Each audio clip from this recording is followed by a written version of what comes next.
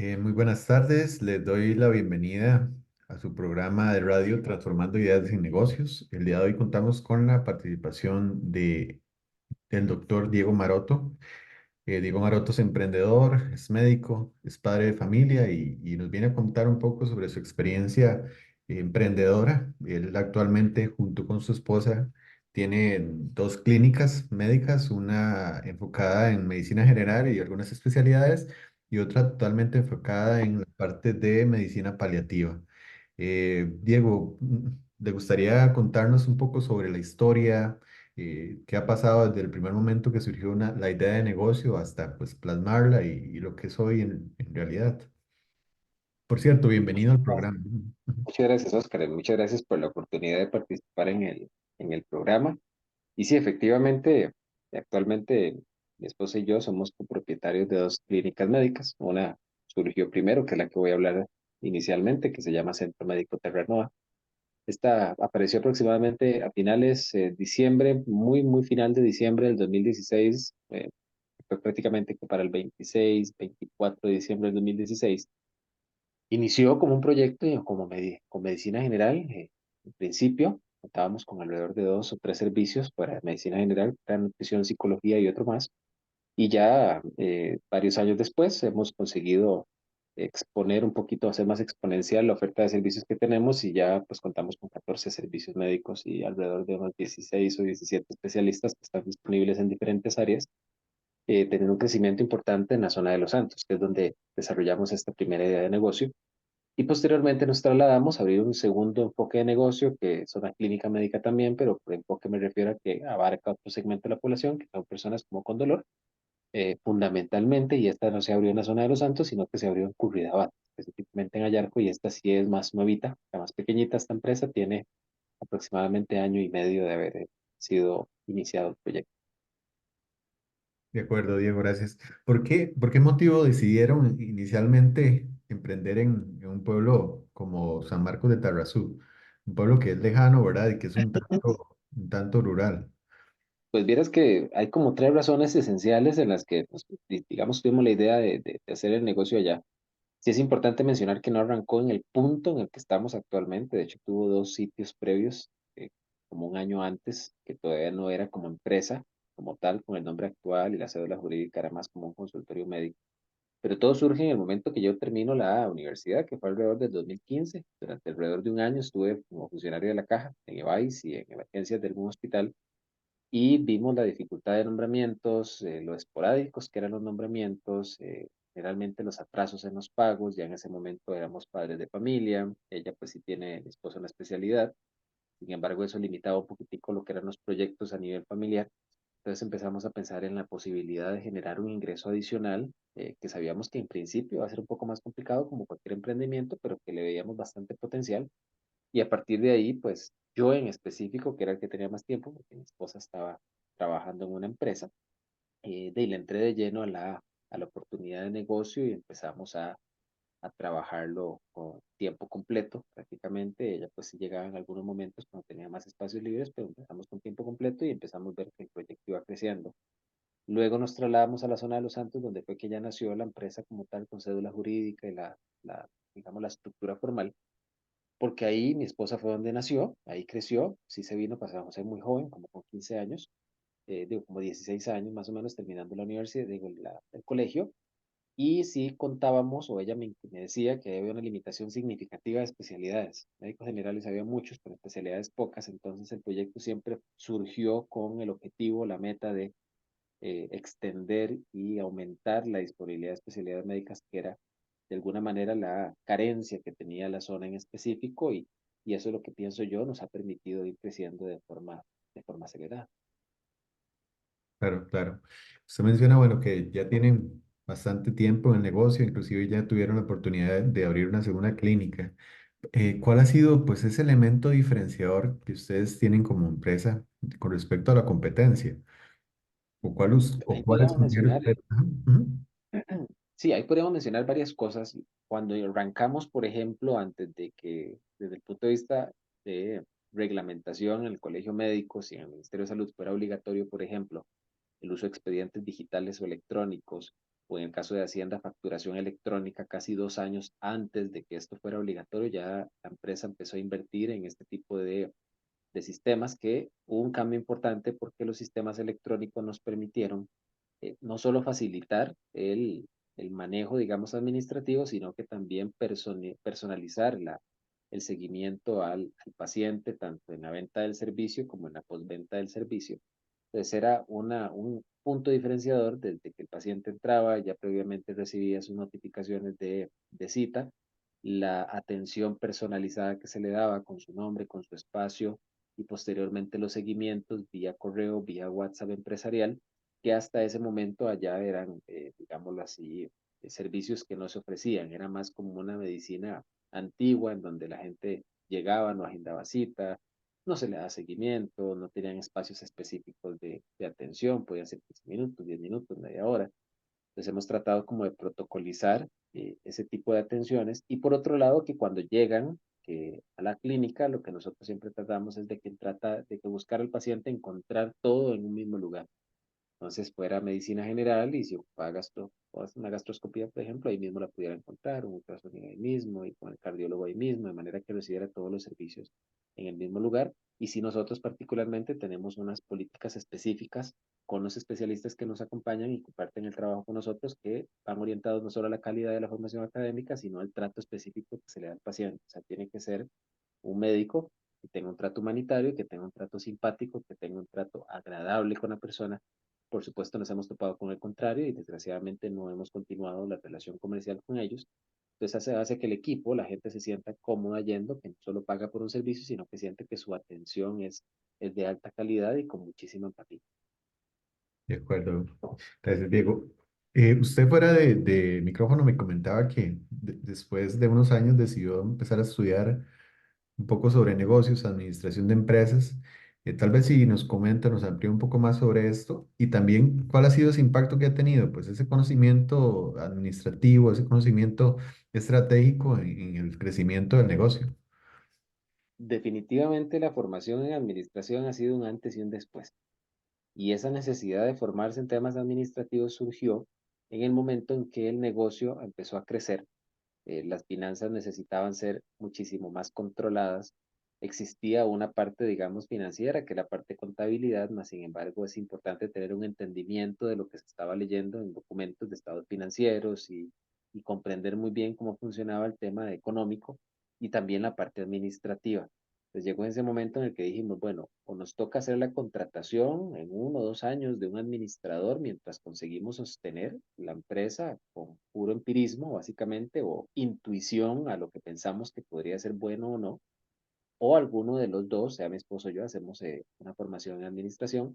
Y en este caso, el que la realizó fui yo, que hice una maestría en administración con énfasis en gerencia estratégica que nos permitió en general tener una óptica totalmente, una visión totalmente diferente sobre la empresa y ya no manejarla como un negocito, como un localito, sino manejarlo como es, que es como una empresa y eso nos ha permitido continuar creciendo de forma más significativa porque ya todos los movimientos y proyectos que se hacen analizados, se hacen fundamentados y se hacen orientados hacia las metas y los objetivos que se trazan en la empresa. Entonces sí puedo decirles que es definitivamente un cambio importante. Yo pienso que cualquier persona que tiene un negocio sea una formación de maestría o un técnico, un diplomado o lo que quieran sacar, pero es indispensable tener formación administrativa para que el negocio pueda crecer.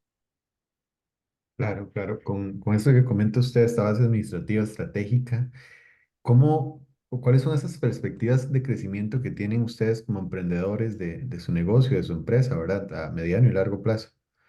Claro, nosotros eventualmente todavía sentimos y estamos seguros de que nos falta muchísimo por crecer.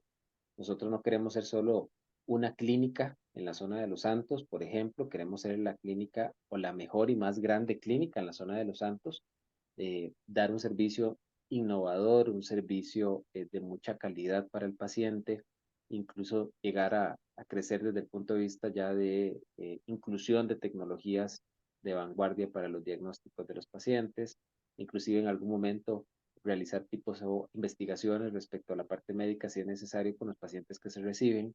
Y por supuesto en el futuro, que ya lo estamos manejando actualmente a corto plazo, establecer alianzas con empresas grandes en el área médica que ya actualmente existen para apalancar, digamos, nuestro crecimiento y a través de alianzas continuar creciendo en la zona, en donde sabemos que probablemente hay todavía empresas que no van a tener como deseos en principio de ir a este lugar, entonces aprovechar también esa ventaja competitiva mientras exista de seguir creciendo y llegar a un punto en el que ya estemos con una fortaleza importante, pero sin duda alguna nos falta mucho. Queremos crecer en especialidades, queremos crecer en infraestructura, queremos llegar a ser una clínica referente en la zona de Los Santos y si es posible a nivel país y no parar. Y yo creo que eso es lo que caracteriza a cualquier persona que está en un emprendimiento, uno no para, ¿verdad? Uno nunca está satisfecho de alguna manera, o sea, siempre está buscando cómo innovar, siempre está buscando oportunidades, siempre está viendo negocios, siempre está viendo en qué invertir o qué hacer para que el negocio continúe creciendo y sobre todo lograr que el negocio sea independiente y trabaje de forma, digamos, autónoma sin precisar todo el tiempo la presencia de una persona, digamos, para que esté ahí fiscalizando, gestionando, haciendo la parte operativa. Sí, ahora que usted apunta a este tema, muchas veces uno ve un negocio cuando ya es más maduro y ve pues la parte positiva, ¿verdad? Pero dentro de ese proceso de emprendimiento se presentan obstáculos y el ser emprendedor es una tarea o es una ocasión compleja. ¿Cuáles han sido sus principales retos que han tenido ustedes como emprendedores en todo este ciclo? Bueno, todos, no, muchos. Es que yo como médico, como formación como médico, la parte administrativa, hasta que me formé hasta hace un par de años, era desconocida. Entonces, sí ha sido muy difícil todo, desde empezar a manejar finanzas, que en principio, por ejemplo, las manejaba en una cuadernito de notas.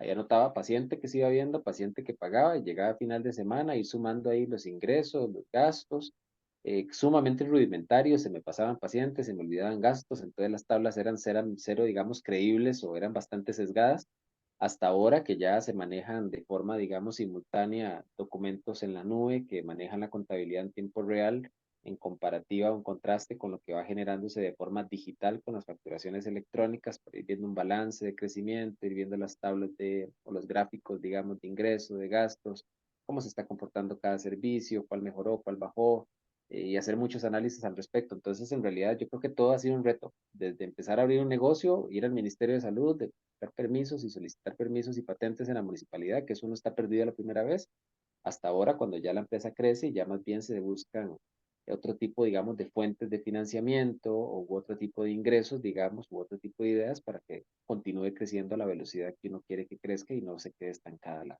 el negocio en un punto. Entonces es como Claro, un aprender de todos los días, definitivamente. claro, claro, desde luego me imagino. Eh, Hablando específicamente del negocio bueno, de la estructura que ustedes tienen, con cuántos colaboradores cuentan actualmente? Actualmente podríamos decir que se encuentran en planilla 4 personas inicialmente. Los demás profesionales médicos trabajan bajo otro modelo de servicio que no es en planillados, pero en planilla como tal sí se encuentran 4 personas en este momento en la empresa que podrían decirse son los colaboradores que están como fijos, pagándose, digamos, asalariados. Claro, me imagino que en un comienzo no era algo que estaba tan presente, ¿verdad? Porque cuando se inicia un negocio es casi que el emprendedor o los emprendedores, pero ahora que ya cuentan con una estructura pues más robusta, ¿verdad? Con cuatro colaboradores, ¿qué tanto les satisface poder dar empleo y poder beneficiar a otras familias? Está la satisfacción de, justamente como usted lo mencionó, de darle trabajo a una persona. Entonces eso es muy satisfactorio, poder llegar a ese punto y decir, bueno, alguien está trabajando en esa empresa y está dando su tiempo a esta empresa, pero se está ayudando y está creciendo de forma personal. Y por supuesto que el hecho de llegar y decir, puchis, ya somos dos, ocupamos un tercero, entonces ya eso implica decir, bueno, y si ocupo un tercero es porque estoy creciendo, ya no somos tres, ocupamos un cuarto, que metamos el cuarto, estamos creciendo y así sucesivamente, lo que refleja es como una alegría por decir, bueno, la empresa ha ido creciendo, entonces lo que era imposible hace 6 años, como cuando usted mencionó, y la verdad es que uno veía las ganancias y se comía las ganancias porque no diferenciaba el tema de ingreso total versus cuánto tiene que asignarse un salario y temas para parte administrativa y todo lo demás. Ahora tratar de ir ordenándolo. Obviamente hay muchos todavía temas, particularmente en la empresa, que hay que seguir todavía rectificando, porque en el momento que empezó era una condición financiera diferente, pero es bastante satisfactorio ver cómo las cosas se van haciendo como tiene que ser, ¿verdad? Como en forma ordenada y definitivamente cuando todo se va ordenando, las cosas van saliendo muchísimo mejor. Gracias, Diego. Bueno, sé que su agenda es muy apretada, ¿verdad?